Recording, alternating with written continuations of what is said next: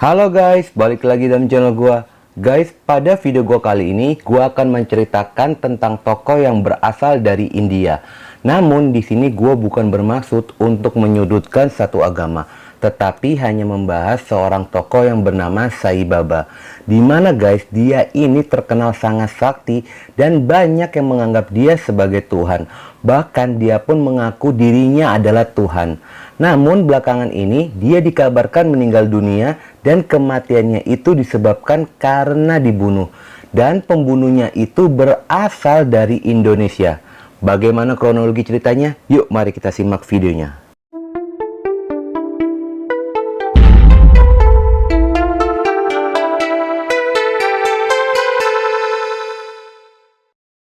Sai Baba terlahir sebagai Satyana Narayana Raju pada tanggal 23 November 1926. Sebelum dia dikenal sebagai Sai Baba, dia pernah menggeluti berbagai profesi antara lain sebagai guru, pencipta lagu, dan juga seorang filsafat. Hingga pada akhirnya dia pun dianggap sebagai orang suci. Sai Baba sendiri tidak pernah mendirikan atau mencetuskan sebagai agama baru karena dia menganggap semua agama itu adalah sama tujuannya. Namun dia pun membenci jika seorang suka berpindah-pindah agama. Menurut pengakuan ibunya yang bernama Eswaranma, pada saat dia sedang tidur, dia bermimpi bertemu dengan Dewa Satya Narayana. Lalu terpancarlah cahaya berwarna biru dan cahaya tersebut datang kepadanya yang membuatnya pingsan di dalam mimpi itu. Dan ketika dia bangun, disitulah dia menyadari bahwa dia sedang hamil. Dengan kata lain, janin Sai Baba itu terbentuk bukan hasil dari hubungan suami istri. Pada saat proses persalinan Sai Baba, ibunya merasakan adanya tanda-tanda keanehan yang tidak wajar. Yang di pagi itu, angin berembus sangat kencang. Lalu guys, lonceng-lonceng di dalam kuil pun berbunyi. Dan pada saat Sai Baba dilahirkan, dia sama sekali tidak menangis seperti bayi pada umumnya. Dan wajahnya pun dalam kondisi tersenyum. Dan guys, ada tanda lahir di telapak kakinya bertanda lambang sangka dan juga cakra. Dan yang lebih anehnya lagi, kain yang biasa digunakan untuk menutupi bayi yang baru lahir tiba-tiba bergerak dengan sendirinya. Lalu keluarlah seekor ular kobra dari kain tersebut. Seiring dengan jalannya waktu, pada usia 14 tahun, tepatnya pada tanggal 4 Mei 1940, dia mengaku dia adalah reinkarnasi dari seorang guru spiritual yang bernama Shirdi Sai Baba. Sedikit penjelasan tentang Shirdi Sai Baba. Dia merupakan seorang guru mistikus sufi yang tinggal di Masjid Dwikaramai di desa Shirdi, India. Para pengikutnya dari Shirdi Sai Baba terdiri dari agama Hindu dan Islam, dan dia pun dianggap sebagai awatara yang artinya reinkarnasi dari Tuhan Yang Maha Esa. Shirdi meninggal 8 tahun sebelum Sai Baba dilahirkan. Sejak dia menyatakan dirinya merupakan reinkarnasi dari Shirdi Sai Baba, banyak pihak sekaligus keluarga tidak mempercayainya.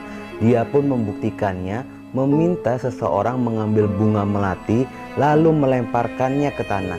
Dan guys, setelah bunga melati itu dilemparkan ke tanah, bunga tersebut bergerak dan berbentuk nama Sai Baba.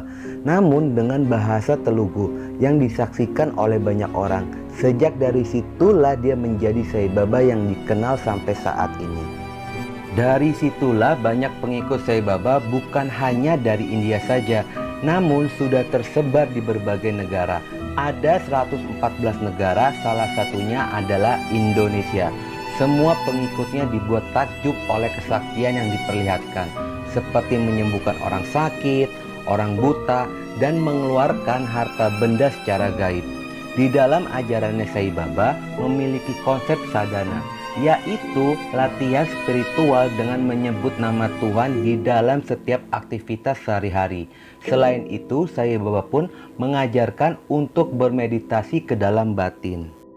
Itulah guys sedikit latar belakang tentang kehidupan Sai Baba hingga pada akhirnya dia dinyatakan meninggal dunia. Namun tiba-tiba muncul orang yang mengaku bahwa dia yang menyebabkan Sai Baba meninggal dunia. Orang tersebut bernama Daud Tony yang berasal dari Indonesia. Dia mengaku telah membunuh Sai Baba setelah menang beradu ilmu dengannya. Daud Tony memiliki nama lain Tukiman. Dia memiliki ayah berdarah Tionghoa, sementara ibunya blasteran Jawa dan Tionghoa. Di dalam riwayatnya, Daud merupakan dukun sakti dan dia sudah mempelajari ilmu batin sejak usianya 9 tahun. Dan dia pun memiliki guru, yaitu kakek dan neneknya. Dia pun telah menguasai ilmu-ilmu batin tingkat tinggi. Namun guys, itu dulu ketika Daud belum bertobat. Pertobatannya dimulai ketika dia melawan 3 pendeta, yaitu pendeta Gilbert Lomo Indong, pendeta Stefanus Pinky, dan Deborah. Di dalam pertarungan itu, Daud mencoba mengeluarkan ilmu pamungkasnya yang dikenal sebagai pukulan tampak tanpa rasa. Dan pada saat Daud akan mengeluarkan ilmunya, keluarlah cahaya dari 3 tubuh pendeta itu, yang membuatnya ilmu yang dikeluarkan oleh Daud berbalik mengenai dirinya sendiri hingga terpental sejauh 10-12 meter. Dan guys, sejak kejadian itu, Daud pun menjadi hilang ingatan selama 1 tahun. Namun guys, ingatannya kembali pulih berawal ketika dia mendengar suara dari Yesus. Dan Yesus pun menampakkan diri dengan jubah putih yang sangat mengkilap. Wajahnya terang melebihi terangnya matahari. Sinarnya pun kuning keemasan. Dan sejak dari situlah Daud memutuskan untuk bertobat dan menjadi seorang pendeta. Awal pertarungan Daud Tony dengan Sai Baba pada bulan Januari 2011. Daud mendapatkan telepon dari salah satu jenderal untuk datang ke Cikeas.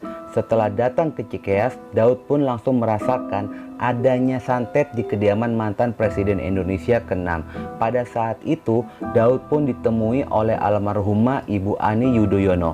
Karena dari awal Daud sudah merasakan adanya santet yang menyerang kediaman Presiden, Daud pun mengatakan jika santet ini adalah santet tingkat tinggi. Dan Daud pun mengatakan jika yang mengirimkan santet berasal dari India, yaitu Sai Baba. Apa yang disampaikan oleh Daud dibenarkan oleh almarhumah Ibu Ani Yudhoyono. Sebenarnya guys, secara pribadi Daud Tony pun merasa berat untuk melawan santet dari Sai Baba, karena dia pun telah mengukur kekuatan santet tersebut setara dengan dirinya ketika dia masih menjadi seorang dukun. Sementara selama dia menjadi dukun, dia belum pernah melawan ilmu batin yang kekuatannya setara dengan keilmuannya.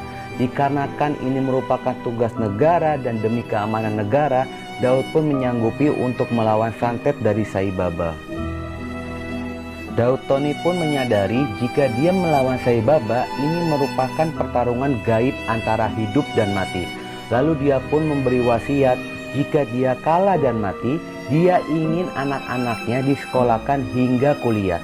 Dan pihak kepresidenan pun menyanggupi permintaan dari Daud Tony ini. Lalu dia pun meminta waktu 3 bulan untuk menyelesaikan tugasnya itu. Dan dalam waktu 3 bulan itu, jika dia yang mati, berarti dialah yang kalah. Lalu Daud Tony pun berpamitan dengan keluarganya. Dia meminta sebuah tempat untuk melakukan ritual. Dipilihlah sebuah rumah di daerah Jakarta. Dan disitulah guys mulai peperangan antara Daud Tony dan Sai Baba. Di dalam pengakuannya Daud Tony, pada saat dia melawan Sai Baba, dia mendapatkan serangan berupa ular kobra yang tiba-tiba datang. Dan dia pun diserang kembali oleh tombak Trisula, hingga dia pun didatangi salah satu dewa yang kepalanya dililit oleh ular kobra. Namun semua itu berhasil dikalahkan oleh Daud Tony, hingga pada akhirnya muncul sesosok dewa yang memiliki banyak tangan bermuka seram. Saking dahsyatnya serangan tersebut sampai membuat kaca-kaca jendela rumah tersebut sampai pecah. Dikarenakan keilmuannya yang tinggi dan doa yang selalu dia panjatkan, dewa yang memiliki banyak tersebut berhasil dikalahkan. Dan sejak dari situlah Daud Tony meyakini jika Sai Baba telah mati. Daud pun segera menelpon staf kepresidenan untuk mengecek langsung ke India apakah benar jika Sai Baba masih hidup atau telah mati. Dan guys, setelah dicek ternyata memang benar pada malam terakhir pertempuran itu Sai Baba telah meninggal dunia. Sejak dari situlah Daud Tony pun memutuskan untuk tidak menjadi pengawal presiden di tahun 2014. Dan perlu diketahui, selama 10 tahun Daud Tony telah bertugas menjadi pengawal gaib Presiden Susilo Bambang Yudhoyono. Jika melihat pada tanggal 24 April 2011, Sai Baba dinyatakan meninggal dunia, itu sama dengan janjinya Tony akan menyelesaikan tugas selama 3 bulan. Jika terhitung mulai Januari 2011, awal Tony melakukan ritual. Sebenarnya guys, Sai Baba telah meramalkan kematiannya di umur 96 tahun. Dan 8 tahun kemudian dia akan bereinkarnasi menjadi Prema Sai Baba. Namun ramalan tersebut ternyata salah. Sai Baba meninggal di umur 85 tahun. Namun guys, menurut para pengikutnya, Sai Baba itu meninggal sesuai apa yang diramalkan di umur 96 tahun jika dihitung menggunakan tahun lunar. Di dalam pengertian tahun lunar, sistem penanggalan yang didasarkan atas perhitungan fase bulan. Setiap hari dalam penanggalan itu menandakan satu lokasi bulan dalam berevolusi terhadap bumi. Kehadiran Sai Baba banyak yang mengartikan sebagai 30 awal kemunculan Dajjal di muka bumi. Oke guys, itulah kisah pertarungan antara Daud Tony dan Sai Baba. Bagaimana menurut pendapat kalian? Apapun pendapat kalian tentang kisah mereka, jangan menyudutkan, mencela, dan menghina agama tertentu. Bersikaplah secara bijak dan bertoleransi. Oke guys, itulah video gua kali ini. Dan jangan lupa ikuti terus video gua. Oke?